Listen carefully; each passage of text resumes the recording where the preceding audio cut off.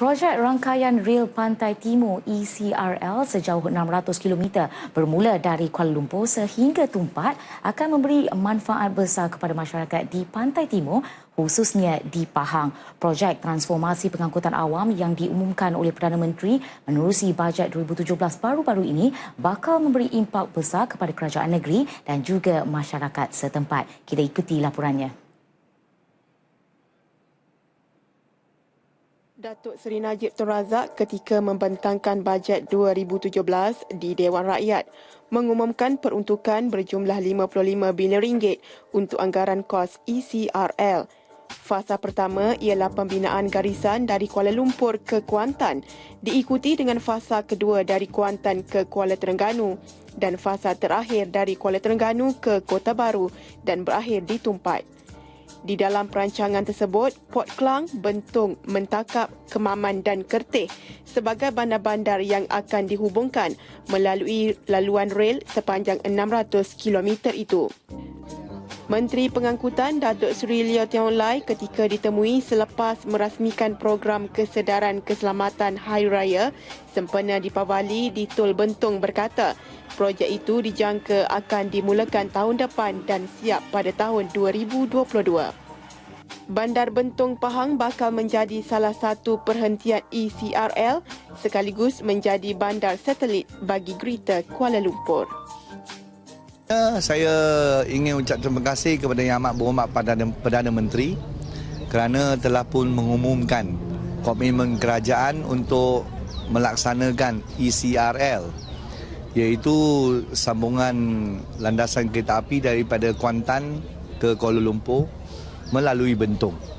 Selaku ahli Parlimen Bentong, rakyat Bentong di sini cukup bersemangat dan juga gembira dengan berita yang baik ini kepada rakyat Bentong yang sekian lama kita menunggu keputusan ini, kerana inilah satu-satunya keputusan yang akan terus memberikan rangsangan pembangunan ekonomi di Pantai Timur.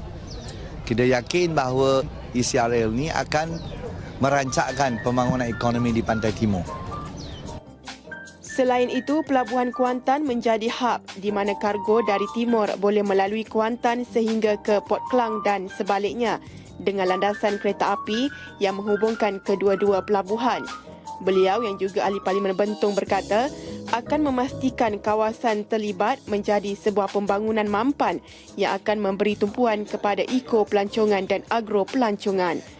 Beliau yakin tarikan di Bukit Tinggi dan Janda Baik akan memikat pelancong. Kita yakin bahawa ECRL ini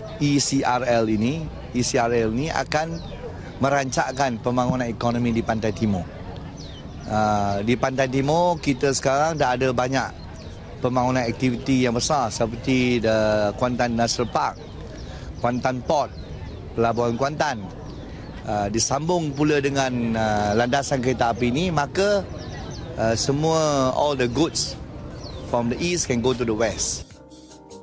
Malah pada masa ini beliau berkata Malaysia mempunyai banyak aktiviti ekonomi yang giat membangun termasuk Taman Industri Kuantan Malaysia China MCKIP di Kuantan dan projek pendalam pelabuhan Kuantan untuk menjadikannya sebagai antara pelabuhan utama di negara ini tahun depan.